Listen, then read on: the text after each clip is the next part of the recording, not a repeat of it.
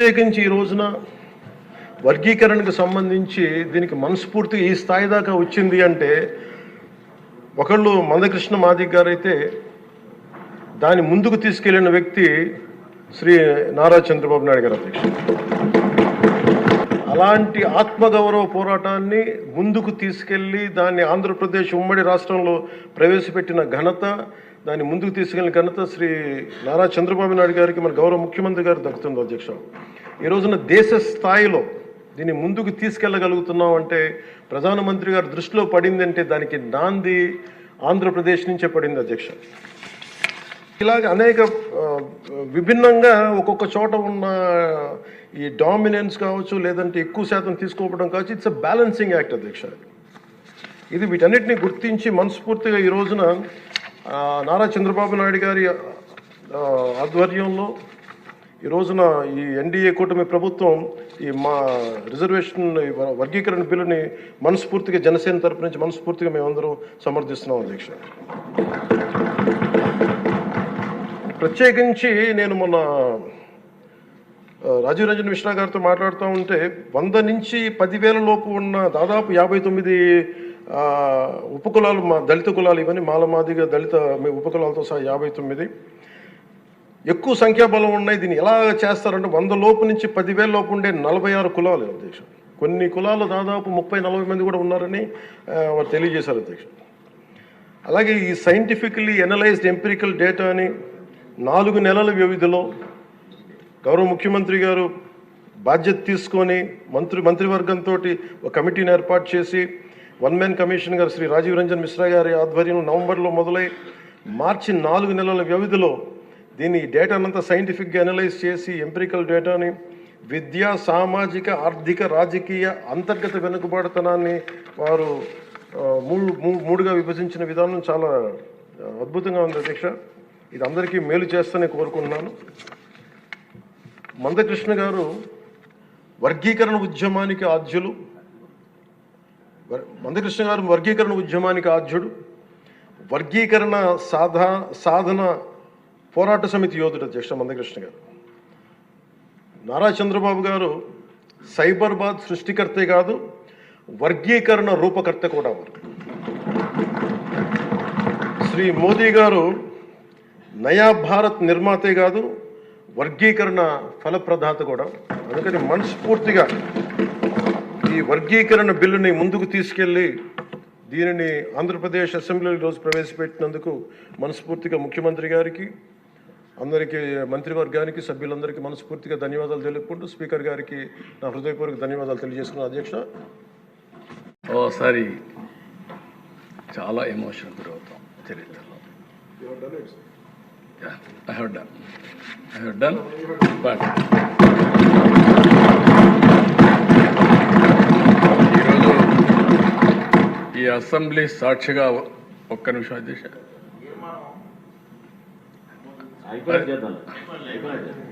ఈరోజు అధ్యక్ష ఓసారి కొన్ని అవకాశాలు వస్తూ ఉంటాయి. నాది కూడా ఒక సుదీర్ఘమైన రాజకీయ చరిత్ర ముందుకు పోతున్నాం. ఎక్కడో పుట్టి ఒక మామూలు గ్రామంలో అందరం మారిగానే మా ఊర్లో అయితే 20 ఇళ్ళు ఉండేటివి. మా ఊరికి రోడ్డు కూడా లేదు. అప్పట్లో నేనేం చేసేవాడిని అంటే రెవల్యూషనరీగా రోడ్డు వేస్తే బస్సు వస్తుందంటే ఆ రోడ్డు వేయించడానికి ఇంటికి ఒక ఎడ్ల బండి కట్టి మట్టి తోలేవాళ్ళం. తోలి మళ్ళా వాళ్ళని బస్సు వేయించుకునేవాళ్ళం. అది ఒకటే బస్సు వచ్చేది. అది ఎప్పుడో తెల్లవారితో వచ్చి మళ్ళీ సాయంత్రం వచ్చేది. అలాంటి ఊర్లో పుట్టి సరే విద్యార్థి దశ నుంచి ఫైట్ చేసి అక్కడి నుంచి ఎదిగి అంచెలంచెలుగా ఈరోజు కొన్ని నిర్ణయాలు తీసుకొని ఒక పక్క నిన్నే బిల్ గేట్స్తో మాట్లాడితే ఒక వండర్ఫుల్ ఎక్స్పీరియన్స్. 30 సంవత్సరాల కంటే ముందేం జరిగిందో ఆయన చెప్పినప్పుడు గుర్తు చేసినప్పుడు ఒక సాటిస్ఫాక్షన్. ఇక్కడికి వచ్చినప్పుడు ఒక సామాజిక న్యాయానికి వెనుకబడిన వర్గాల కోసం కానీ, షెడ్యూల్ కులాల కోసం కానీ, షెడ్యూల్ తెగల కోసం కానీ, మైనారిటీ వర్గాల కోసం ఎక్కడ పేదవాళ్ళు ఉంటే అక్కడ మనం ఉండాలనే ఉద్దేశంతో ఈ జర్నీ అంతా ప్రారంభించాం. సామాజిక న్యాయం చేశాం. ఈ నెలలోనే ఇవన్నీ కూడా దేశాన్ని నేను చెప్పినట్టన్నీ కూడా మీరు చూస్తే ఏ వ్యక్తికి కూడా మాకు అన్యాయం జరిగింది, జరుగుతూ ఉంది అని చెప్పడానికి వీలు లేకుండా చేయాలనేదే మా తపన. నా తపనకు సహకరించినటువంటి పవన్ కళ్యాణ్ గారికి, బీజేపీకి కూడా మనస్ఫూర్తిగా ధన్యవాదాలు తెలియజేస్తున్నాను. వాము గంజాయి, దీని దూరంగా ఉండండి. రేంజ్ డీఐజీ శ్రీ గోపీనాథ్ జెట్టి ఐపీ. గడిచిన 8 నెలల్లో గంజాయి నిర్మూలనకు సమూలన మార్పులు. గంజాయితో అక్రమ ఆస్తుల సంపాదనని జప్తు చేస్తాము.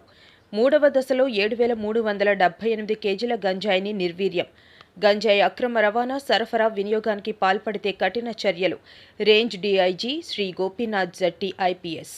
విశాఖపట్నం రేంజ్ పరిధిలో గడిచిన 8 నెలల్లో గంజాయి నిర్మూలనకు రేంజ్ పరిధిలో పోలీస్ శాఖలో సమూలమైన మార్పులు తీసుకువచ్చామని, గంజాయితో అక్రమ ఆస్తుల సంపాదన జప్తు చేస్తామని విశాఖపట్నం రేంజ్ డీఐజీ శ్రీ గోపీనాథ్ జెట్టి ఐపీఎస్ హెచ్చరించి, యువత మత్తు పదార్థాలకు బానిసై అమూల్యమైన జీవితాన్ని నాశనం చేసుకోవద్దని కోరారు. 226 గంజాయి కేసుల్లో 7,378 కేజీల గంజాయిని కాల్చడం జరిగింది. ఈరోజు శ్రీకాకుళం, విజయనగరం, పార్వతీ మన్యం జిల్లాల్లో గత కొద్ది రోజులుగా సీజ్ చేయబడినటువంటి ఈ గాంజాని డిస్ట్రక్ట్ చేయడం కార్యక్రమం ఈరోజు ఇక్కడ పెట్టడం జరిగింది. సో దానిలో భాగంగా ఈరోజు ఈ 3 జిల్లాలకు సంబంధించి దాదాపుగా 226 కేసుల్లో 7,378 కేజీల గంజాయిని ఇక్కడ శాస్త్రీయ పద్ధతిలో ఇన్సినరేటర్ ద్వారా డిస్ట్రక్ట్ చేయడం జరుగుతుంది. ఈ గంజాయి డిస్ట్రక్షన్ చేసే దానిలో భాగంగా ఇప్పటివరకు విశాఖపట్నం రేంజ్లో ఈ సంవత్సరం జనవరి నెలలో మనం అనకాపల్లిలో, పరవాడలో ఉన్నటువంటి ఇండస్ట్రియల్ ఎస్టేట్లో ఉన్న ఇన్సినరేటర్లో మొదటి విడతగా 34,085 కేజీల గంజాయి, 39 కేజీల యాషిష్ ఆయిల్ని మొదటి దశగా డిస్ట్రక్ట్ చేయడం జరిగింది. అది అనకాపల్లి జిల్లాకు సంబంధించింది. రెండవ దశలో ఫిబ్రవరిలో 30,075 కేజీల డ్రైడ్ గాంజా, 25.5 కేజీల ఆశిష్ ఆయిల్ని ఏఎస్ఆర్ జిల్లాకు సంబంధించినటువంటి సీజుడు గాంజా అండ్ ఆశిష్ ఆయిల్ని ఫిబ్రవరిలో డిస్ట్రక్ట్ చేయడం జరిగింది. ఇది 3వ దశగా మిగతా 3 జిల్లాల్లో సీజ్ చేయబడినటువంటి గంజాని ఈరోజు డిస్ట్రక్ట్ చేస్తున్నాము. సో దీనిలో భాగంగా గత 8 నెలల కాలంలో ఈ గంజాయిని సమూలంగా నిర్మూలించేటువంటి దానిలో భాగంగా రాష్ట్ర ప్రభుత్వం తీసుకున్నటువంటి అనేక చర్యల్లో ఈ విశాఖపట్నం రేంజ్ ఈ బార్డర్ ఏరియాల్లోనే మనకి ఒరిస్సా రాష్ట్రానికి సంబంధించిన బార్డర్ ఏరియాల్లో గంజాయి పండించడం జరుగుతూ ఉంది. సో దీనికి సంబంధించి ఈ సంవత్సరం దాదాపుగా 524 కేసులు ఈ గత 8 నెలల్లో రిజిస్టర్ చేయడం జరిగింది. దానిలో 31,768 కేజీల డ్రైడ్ గాంజాని, అదేవిధంగా 12 కేజీల హ్యాషిష్ ఆయిల్ సీజ్ చేయడం జరిగింది. దాంతోపాటు 372 వెహికల్స్ కూడా ఈ 8 నెలల కాలంలో సీజ్ చేశాము. దానిలో దాదాపు 2,050 మంది అక్యూజ్డ్ దీంట్లో అరెస్ట్ చేయడం జరిగింది ఇప్పటి వరకు. దానిలో 775 మంది ఇతర రాష్ట్రాలకు సంబంధించినటువంటి వాళ్ళు. ఇది ఈ 8 నెలల కాలంలో విశాఖపట్నం రేంజ్ పరిధిలో గంజాయి నిర్మూలనకి చేపట్టినటువంటి కార్యక్రమాల్లో భాగంగా చేసినటువంటి వర్క్. ఇది కాకుండా రాష్ట్ర ప్రభుత్వం ఇచ్చినటువంటి 100 రోజుల ప్రణాళికల్లో భాగంగా మొదటగా గంజాయి ఎక్కడైతే మనకి ఎక్కువగా పండిస్తారో ఏఎస్ఆర్ జిల్లాలో ఉన్నటువంటి 11 మండలాలు, దానికి బోర్డర్లో ఉన్నటువంటి ఒరిస్సా ప్రాంతాలు, ఆ ప్రాంతాల నుంచి గంజాయి మన ప్రాంతంలోకి ఎక్కువగా వస్తుంది. కాబట్టి ఈ బోర్డర్లో 24 చెక్ పోస్టులు ఏర్పాటు చేయడం జరిగింది. దాంతోపాటు ఈ పంట పండించడం అనేటువంటిది పూర్తిగా అరికట్టాలి. కాబట్టి పోయిన సంవత్సరం జూలై, ఆగస్టు నెలల్లో సోయింగ్ సీజన్ ఉండడం వల్ల ఆ టైంలో రైతులకు ప్రత్యామ్నాయ పంటలు ఏర్పాటు చేస్తే ఈ గంజాయి సాగు వైపు చూపమైనటువంటి దాంతో దాదాపుగా 11,000 మంది రైతులకి 12,000 ఎకరాల్లో దాడి చేసిన వారిపై చర్యలు తీసుకోండి. కేసు నమోదు చేసిన పోలీసులు. కత్తులు, కర్రలతో దాడి చేసి గాయపరిచిన వారిపై పోలీసులు చర్యలు తీసుకోవాలని బాధితుడు ఆసనాల అప్పారావు కోరారు. ఈ మేరకు గురువారం ఎయిర్పోర్ట్ పోలీస్ స్టేషన్ ఆవరణలో ఆయన మీడియాతో మాట్లాడుతూ ఏకలవ్య కాలనీలో నివాసం ఉంటున్నామని, తన ఇంటి ముందు ఆటోను 2 వ్యక్తులు పగలగొట్టారని, దీనిపై తాను పోలీసులకు ఫిర్యాదు చేశానని తెలిపారు. దీంతో సదరు వ్యక్తులు తమపై కక్షగట్టి కత్తులు, కర్రలతో దాడి చేయడమే కాకుండా తన సోదరుడు పిట్టోడుపై దాడి చేసి చంపడానికి ప్రయత్నించారని, తలకి బలమైన గాయం అయిందని తెలిపారు. అక్కడ ల్యాండ్ గొడవలు ఉన్నాయని, ఈ నేపథ్యంలోనే దాడులు చేశారని ఆరోపించారు. గతంలో కాకానీ నగర్లో కూడా ఈ విధంగానే దాడులు చేశారని, మరలా ఇప్పుడు తమ సోదరుడిపై తనపై దాడి చేశారని తెలిపారు. ఇదిలా ఉండగా వీరందరిది ఒకే ఇంటి పేరు ఉండడం విశేషం. బాధితుని ఫిర్యాదుని మేరకు కేసు నమోదు చేశామని ఎస్ఐ రామకృష్ణ మీడియాకు తెలిపారు. ఎయిర్పోర్ట్ పోలీసులు కేసు దర్యాప్తు చేస్తున్నారు. 45 సంవత్సరాల నుంచి మేము అక్కడ ఉంటున్నాము. ఉంటేనేమో లక్ష్మి గారు, మాకు చదువు సాము రాదండి. లక్ష్మి గారు వచ్చి మా మరిది గారు తీసుకొచ్చారండి, అప్పారావు గారు తీసుకొచ్చి ఏం చేశారంటే, మనకు చదువు గట్రా రాదు కదా, ఈవిడి మన ఇల్లులు మన పుల్లులు చూస్తుందని, రాయడానికి పూయడానికి ఉంటుందని పెట్టారండి. పెట్టిన తర్వాత ఏంటంటే మేము అలాగే గుడిసెలల్లో గూళ్ళల్లో ఉండాలమండి. ఉంటే ఈ 2 సంవత్సరాల కంచి ఏం జరిగిందంటే, ఈ నాగమణి, ఈ పైడి తల్లి, ఏర్రాజ్ సొంతం వాళ్ళు ఒక 20 మంది ఉన్నారండి. పోతుల్లాగా గంజాలు రొచ్చులు తాగుతారట రాత్రులు. మాకైతే తెలియదండి. ఈ అప్పారావుకి రాగింగ్ చేస్తున్నారండి. రాగింగ్ చేస్తుంటే రోజు వచ్చి మా దగ్గర బాధపడి ఏడిసి చెప్తున్నాడు. పిల్లలు వాళ్ళకి 2 కొడుకులండి. ఆ పిల్లలు కూడా చంపేందుకు ప్లాన్ చేస్తున్నారు. మమ్మల్ని కూడా చంపినందుకు ప్లాన్ చేస్తున్నారు. తర్వాత మేము ఏంటన్నామంటే, నువ్వు ఏడతాం ఎందుకు, కంప్లీట్ ఇవ్వు, నీ వెనక మేము వస్తాము, నిన్ను ఒక్కడిని ఎందుకు వదిలేస్తామని మేము చెప్పామండి. చెప్తే అతను వెళ్ళి సిపికి కంప్లీట్ ఇచ్చుకున్నారు. మీరు సిపి దగ్గరికి వెళ్ళి కంప్లీట్ ఇచ్చేంత మొగోడువురా నువ్వు, నిన్ను చంపకపోతే మేము ఎందుకు ఈ ఊర్లో ఉండి, లచ్చిమక్క గిచ్చిమక్క అందరు మా పక్క ఉంటే నువ్వెవడవరా ఇక్కడ కంప్లీట్ ఇవ్వనందుకని అతనికి అటాక్ చేశారండి. అటాక్ చేస్తే మేము ఇలాగే, నేను ఊర్లో పెద్ద మనిషి ఇందాక వచ్చాడు, అతనితో చెప్పాను, ఇదే తప్పన్నా గూళ్ళు గుడిసెలు వేసుకొని ఉన్నప్పుడు మనకి ఏ గొడవలు లేవు, కుల పంచాయతీకి ప్రెసిడెంట్ వచ్చినా కూడా తూచని తగిలేస్తున్నారు, ఇలా తగడం న్యాయం కాదు, అతని బొల్లే కావాలని పగలు కొట్టేసి అతన్నే అటాక్ చేసి చంపడం మంచిది కాదు. అంతకీ మీరు చంపాలనుకుంటే ఒక డీజిలో పెట్రోల్ తెచ్చి ఈదిలో కూర్చోబెడతాం, పోసి తలకోక ఇంత పోసి అగ్గిపోలు ముట్టించేయండి, చచ్చిపోతాడు, మేము కేసు ఎట్టము ఏది ఎట్టము, ఎందుకు ఆ మనిషిని అలా మెంటల్గా గురి చేసేస్తాండ్రు, మనిషిని చంపేస్తారా అనేది చెప్పేసి నేను ఉన్నానండి. ఉంటే 8 అయిందండి.